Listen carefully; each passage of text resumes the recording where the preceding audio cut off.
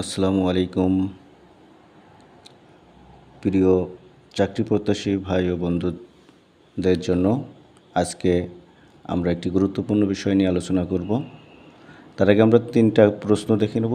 প্রশ্ন তিনটার প্রেক্ষিতে আমরা একটা টপিক নিয়ে আলোচনা করব। প্রথম প্রশ্নটা হচ্ছে 6x² - 7x - 4 = 0 সমীকরণের মূলদ্বয়ের প্রকৃতি কোনটি? এটা 40তম বিসিএসে আসছে। দ্বিতীয় প্রশ্নটা হচ্ছে x² + 6x + x² + px + 6 = 0 এর মূল দুটি সমান হয় এবং p > 0 হয়, তবে p এর মান কত? আর 3 নম্বর ও শেষ প্রশ্ন সেটা আছে, আপনারা দেখতে পাচ্ছেন x² - x - 13 = 0 সমীকরণের মূল। অর্থাৎ এই সমীকরণের মূল নির্ণয় কীভাবে করতে হবে আমরা সেটা শিখব। এটা শিখতে গেলে আমাদেরকে আগে দ্বিঘাত সমীকরণ সম্পর্কে জানতে হবে। দ্বিঘাত সমীকরণ হলো যে সমীকরণের চলকের পাওয়ার বা সূচক আমরা যেটাকে বলে সেটা 2 হলে সেটাকে দ্বিঘাত সমীকরণ বলে। আমরা এক চলক বিশিষ্ট দ্বিঘাত সমীকরণে আদর্শ একটা রূপ দেখতে পাই, সেটা হলো ax² + bx + c = 0। এটা এক চলক বিশিষ্ট একটা দ্বিঘাত সমীকরণে আদর্শ রূপ। এই সমীকরণ থেকে আপনি চাইলেই আমরা সচরাচর যেভাবে মান নির্ণয় করি সেভাবে করতে পারবো না। সেক্ষেত্রে আপনাকে একটু ভিন্নতা অবলম্বন করতে হবে। আমরা চেষ্টা করি দেখি এখানে চলকের মান নির্ণয় করা। এখানে চলক বলতে আপনার এক্স আছে, অর্থাৎ এক্স সমান কত হবে সেটা নির্ণয় করব। আচ্ছা, এটা বিভিন্নভাবে নির্ণয় করা যায়। আমি একটা পদ্ধতি অবলম্বন করতেছি, আপনারা চাইলে এই পদ্ধতিটা অবলম্বন করতে পারেন। আমি প্রথমত সমীকরণের দুই পক্ষকে, ডান পক্ষ এবং বাম পক্ষকে 4a দ্বারা গুণ করব। তাহলে 4a × ax², দেখেন আমি 4a দ্বারা উভয় পক্ষকে গুণ করছি। 4a × bx + 4a × c = 0 × 4a। এখন এটাকে আমরা গুণ করলে পাই 4a² x² + 4abx + 4ac = 0। আমরা এখন a² + 2ab + b² = a + b এই সূত্রটা অবলম্বন করার চেষ্টা করব। তো আসলে দেখি আমরা বাম পক্ষে যেটা আছে সেটাকে এই সূত্রের মধ্যে ফেলতে পারি কিনা। তো 4a² x² লেখা যায় 2ax এর স্কোয়ার। এটাকে আমি a স্কোয়ারের পরিবর্তে লিখলাম 2ax x²। এবার আছে 2ab বলতে 2 আছে, ধ্রুবক সংখ্যা লিখলাম, আর এর পরিবর্তে 2ax, আর বির পরিবর্তে আমরা এখানে ধরে নেব বি ধরে নেব, তাহলে 2axb। তো এখানে বি লেখার পরে সূত্রে ফেলতে গেলে এখানে একটা b² লিখতে হবে। একটু খেয়াল করে দেখবেন যে আমার উপরের সমীকরণে কোনো b² নাই, কিন্তু আমি এই সমীকরণে এক্সট্রা বি লিখে ফেলছি। আর এখানে বি গুণ করার কারণ হচ্ছে, এটা একটু গুণ করে দেখেন, 2 × 2 = 4, ax বি নাই, অর্থাৎ বি আনতে গেলে এখানে বি গুণ করতে হয়েছে। আর যেহেতু বি আনা হয়েছে, এক্সট্রাভাবে বি লেখা হয়েছে, এই কারণে b²। এখন b² তো উপরের সমীকরণ নাই, সেই জন্য আমি b² মাইনাস করে দিলাম, আর এই যে 4ax এটাকে রেখে দিলাম সমান 0। তো প্রথম অংশটা আমি লিখতে পারি a + b², তাহলে 2ax + b এর হোল স্কোয়ার। আর এই -b² + 4axকে পাশ চেঞ্জ করে আমি ডান পাশে নিয়ে যাই, তাহলে b² - 4ac। এখন আমি এটাকে উভয় পক্ষকে যদি বর্গমূল করে দেই, উভয় পক্ষকে বর্গমূল করলে এমন আসে। আর যখনই আমি বর্গমূল করে দেব, আচ্ছা এবার বর্গমূল করি, 2ax + b, এখানে দেখতে পাচ্ছি স্কোয়ার আর রুটে আমাদের সহজ হিসাব আমরা যেটা বুঝি সেখানে কেটে যায়। আর এপাশে যখনই বর্গমূল করা হবে তখন প্লাস মাইনাস চলে আসবে সামনে, +- b² - 4ac এর পুরোটার উপরে √ওভার থাকবে। এখন আমরা তাহলে এই বাম পক্ষে যে +b আছে ওটাকে ডান পক্ষে নিয়ে যাই, 2ax = প্লাস বিটাকে এটা মাইনাস বি হবে, plus minus b square minus 4ac এর রুট। এখান থেকে যদি আমরা এক্স এর মান বের করতে চাই তাহলে minus b plus minus b square minus 4ac পুরোটার উপরে রুট বাই 2a। এখানে আমরা এক্স এর একটা মান পেয়েছি, তাহলে এক্স সমান আমরা লিখতে পারি minus b plus minus b square minus 4ac এটার উপর রুট বাই 2a। এই সমীকরণ থেকে আমরা দ্বিঘাত সমীকরণ যতগুলো আছে সবগুলোর মান নির্ণয় করতে পারবো অতি সহজে। আমরা অনেকে উৎপাদক করে সেখান থেকে দুই পক্ষের শূন্য ধরে নির্ণয় করি, সেটা বাদে যদি আমরা চেষ্টা করি এটা দিয়েও করা যাবে, আপনারা ট্রাই করতে পারেন। এখন আমাদের যে কাজ হবে এখান থেকে আরেকটা তথ্য জানার, সেটা হচ্ছে নিশ্চায়ক। এখানে রুটের ভিতরে বি স্কোয়ার মাইনাস 4ac রয়েছে, এই রাশিটাকে নিশ্চায়ক বলা হয়। অর্থাৎ নিশ্চায়ক বলা হচ্ছে বি স্কোয়ার মাইনাস 4ac। এখন এই নিশ্চায়কের উপর ভিত্তি করে একটা সমীকরণ কেমন হবে কি হবে না সেটা আমরা নির্ণয় করতে পারি। প্রথমত আমরা বলতে পারি নিশ্চায়ক যদি শূন্যের চাইতে বড় হয় এবং পূর্ণ বর্গ সংখ্যা হয়, আমরা পূর্ণ বর্গ সংখ্যা বলতে 1, 4, 9, 16, 25, 36, 49, 64, 81, 100 এভাবে আরও যে সংখ্যাগুলো আছে এগুলোকে বুঝি।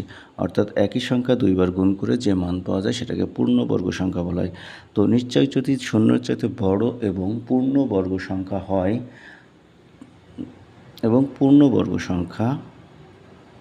হয় তাহলে সে মানটা বাস্তব, অসমান এবং মূলদ হবে। তাহলে সেটা হবে কি? বাস্তব, অসমান এবং মূলদ। যদি নিশ্চয়ক বলতে এখানে বি স্কোয়ার মাইনাস 4ac, একইভাবে নিশ্চয়ক যদি গ্রেটার দেন 0 হয় কিন্তু পূর্ণবর্গ না হয় তাহলে কি হবে? সেই সমীকরণটা হবে বাস্তব, অসমান এবং অমূলদ। এটাও বাস্তব হবে, শূন্যের চাইতে বড় হলে অবশ্যই বাস্তব, অসমান, অমূলদ।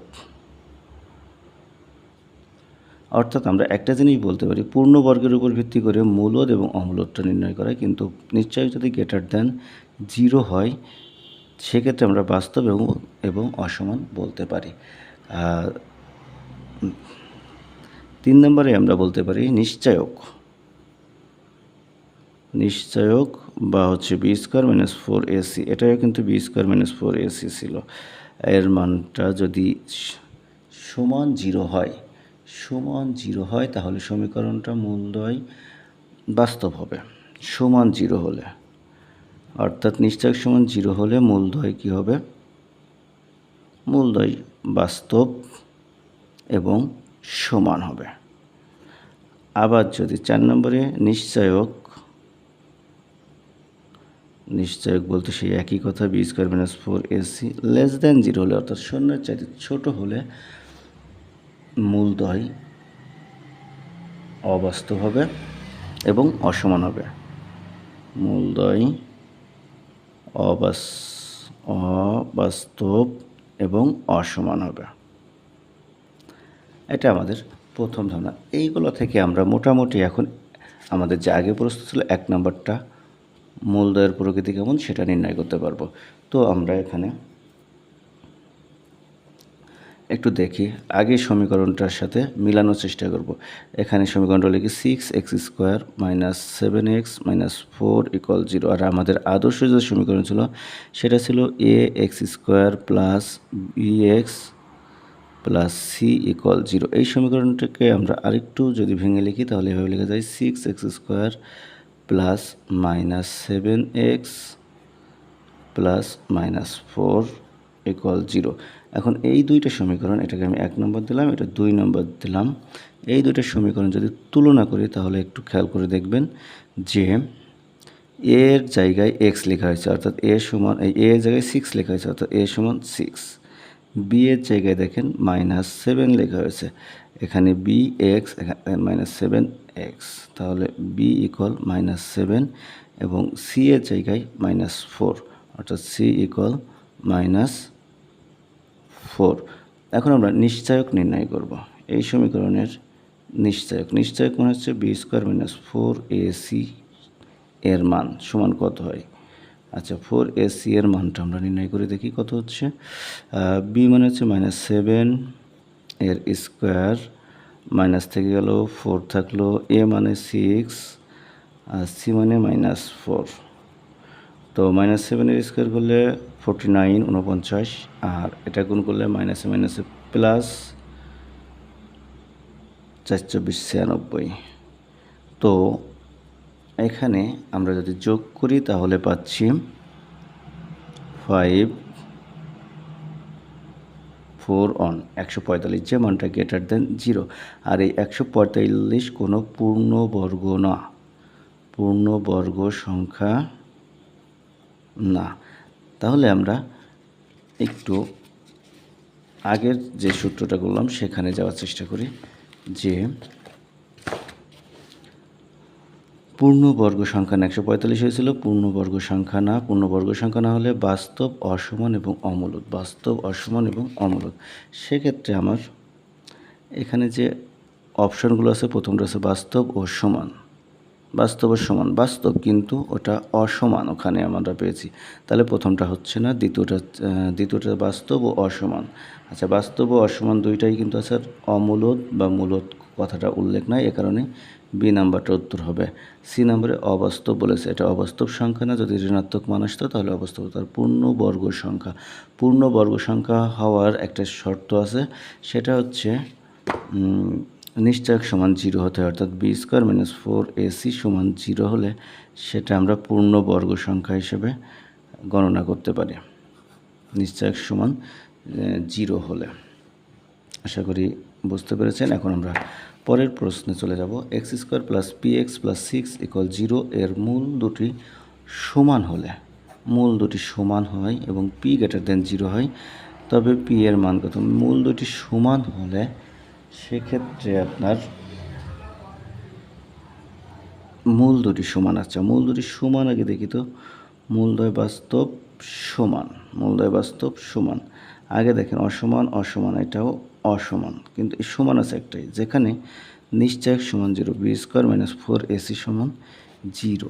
এখন আমরা তাহলে লিখে নেই b² - 4ac সমান 0, এটা থেকে আমরা মান বের করব। এখন আগে আমরা মূল সমীকরণ লিখি, x² + ax² + bx + c = 0।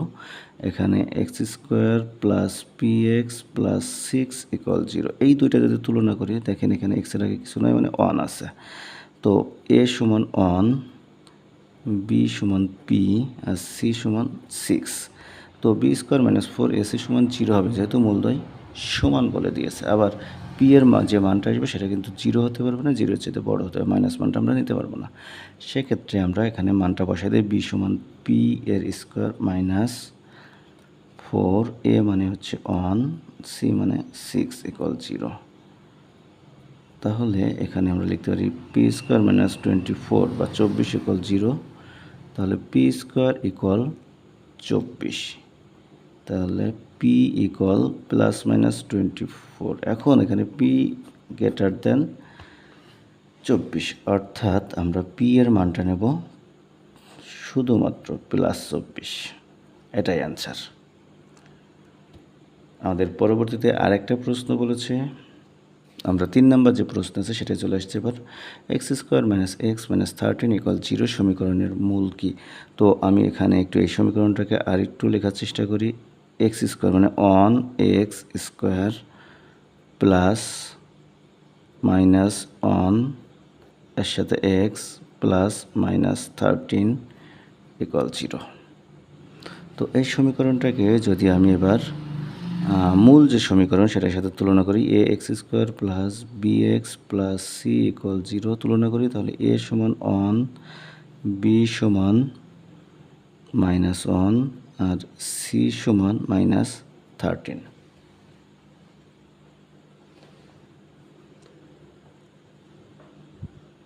তো আমরা একটু সমাধানে আবার ফিরে যাই যে আমাদের সমাধানটা কী ছিল, এক্স সমান -b plus minus √b² - 4ac/2a।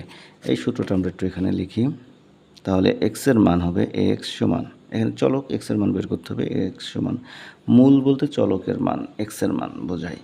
তো এক্স সমান -b, আমরা কিন্তু এখানে এ এবং বি এর ABC এর মান পেয়েছি, প্লাস মাইনাস √ দিয়ে দিলাম b² - 4ac/2a। এখন আমাদের এ এবং বি এর যে মানগুলো আছে সেগুলো বসিয়ে দেবো। বি এর মান -1, তাহলে -1 প্লাস -1 এর স্কোয়ার -4 × 1 × -13, এই